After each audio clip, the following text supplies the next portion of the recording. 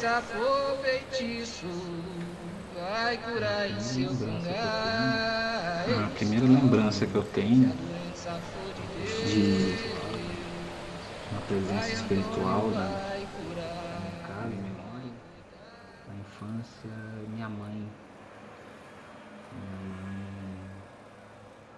de olhos fechados, quando incorporada.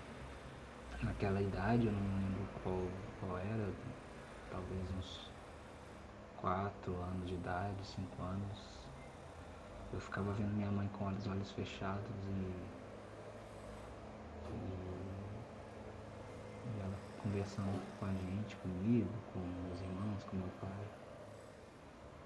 E ficava ali muito encantado, muito curioso, muito surpreso. E um pouco assustado também de ver minha mãe conversando com a gente, mas dormindo. Né? Eu sempre imaginei que ela estava dormindo e falando. Alguma espécie de estado que a minha mãe estivesse longe, sabe? E isso é muito forte pra mim, esses olhos fechados da minha mãe quando incorporada. Para mim, talvez o primeiro contato que eu tenha tido com a espiritualidade ou com essa não materialidade, né, da existência, foi com a morte do meu avô. Eu tinha 8 anos e eu lembro que ele faleceu e eu fiquei sem entender um pouco a dimensão disso. E isso me deixou um pouco confuso, porque na época eu tinha iniciado natação, fazer natação, porque eu tinha medo de piscina, porque eu tinha sido afogado por um menino e eu fiquei com medo, mas no momento em que ele morreu, eu já estava perdendo esse medo e gostando, sabe? E foi muito estranho isso, né? Porque foi no momento em que eu queria ir para minha classe de natação, mas Você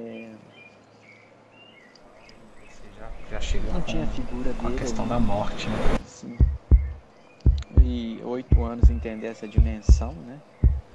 Mas foi impactante. Veio por esse lugar a figura dele não talvez mais pela está imaterialidade do que é nos domingos, essa palavra sabe? para mim. Isso que para mim foi um impacto assim. Bom, é interessante assim, como é que a gente começa a falar desse espiritual e você já chega com a questão da morte, né? Eu,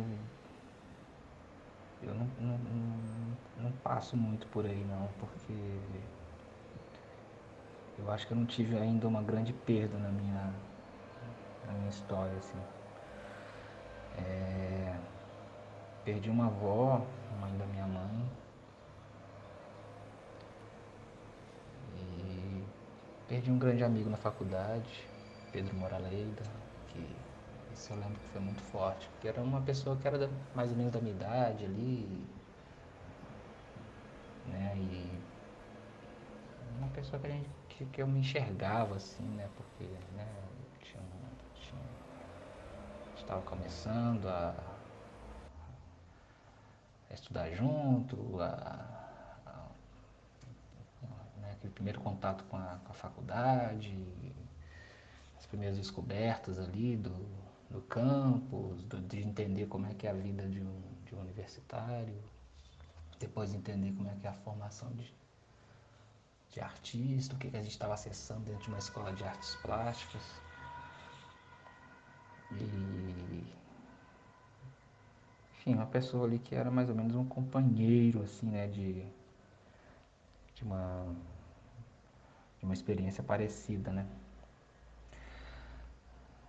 Mas eu acho que foi o mais impactante para mim.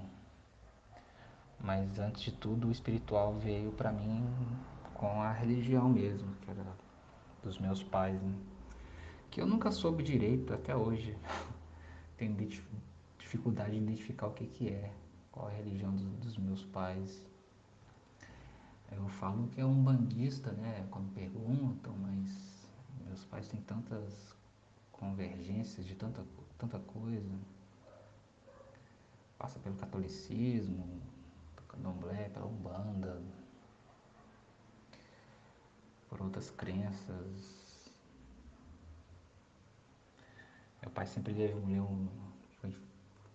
foi meio aficionado por literatura mística, Rosa Cruz,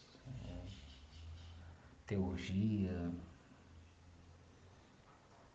Mas era muito forte isso, a presença da minha mãe, né, como médium, né? E como que a gente fazia essas leituras, assim, do que é religião, né?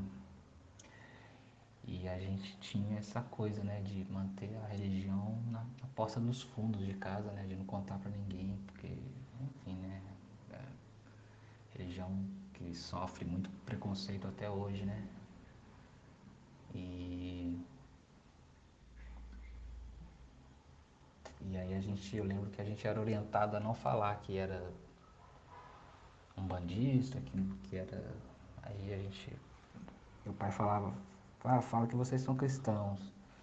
Aí se perguntar, pai, pergunta pra gente cristão como? Aí fala que vocês são espíritas então, porque espiritismo é né, veio lá da Europa, é uma corrente de pensamento, nem sei se religiosa, mas francesa, e tem uma certa legitimação ali, né, mais bem amparada pelo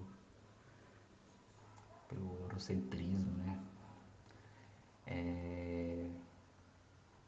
E Umbanda é religião de preto mesmo, de fundo de quintal, de casinha ali dos fundos, de pé no chão mesmo. Ninguém saía na rua falando, pregando a palavra de Oxalá, ninguém fazia esse tipo de coisa. Era uma coisa feita muito na marginalidade mesmo, a minha lembrança, assim. E eu acho que eu trago isso até hoje, assim, no que eu faço, sabe? Como através de muitos símbolos, né? Não falar as coisas de uma forma muito direta, mas que é uma forma que acaba que é por conta dessa agressão, dessa subversão de um modo de religioso, né? De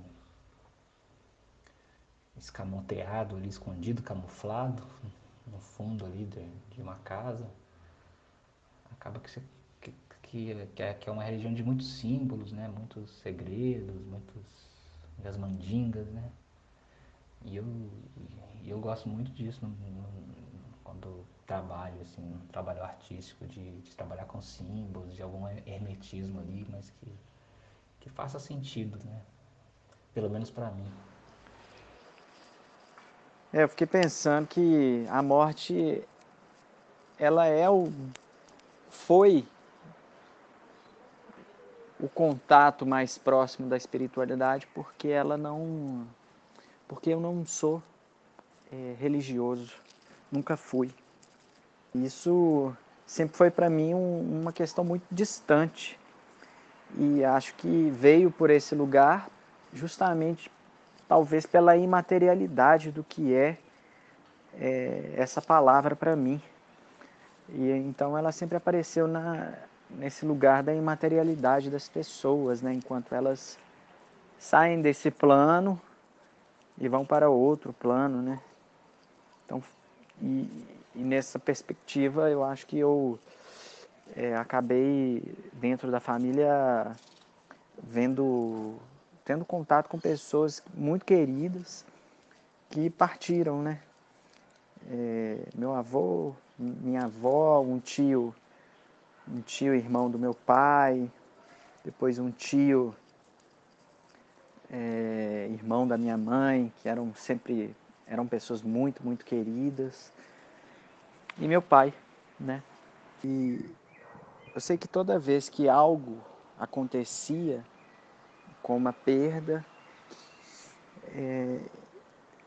era natural ficar mais recluso e, e esse estar recluso gerava muitas vezes uma circunstância de ficar ali tocando sem nenhum propósito. Teve uma música de um disco que eu lancei, que chama Por um Lugar Mais Lindo, em que o silêncio não reina. Acho que é isso mesmo. Eu lembro que foi quando minha mãe me deu a notícia do meu tio. Isso era de noite, e aí eu fiz uma textura e fiquei ali escutando aquilo, sabe? Até que meio que de madrugada, assim, eu expressei uma angústia tocando a bateria, sabe? Foi com as almas que eu aprendi a macumba. Foi com as almas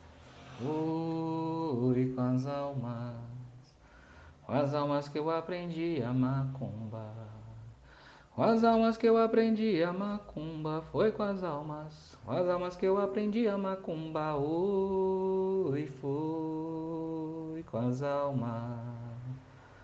almas que eu aprendi a macumba.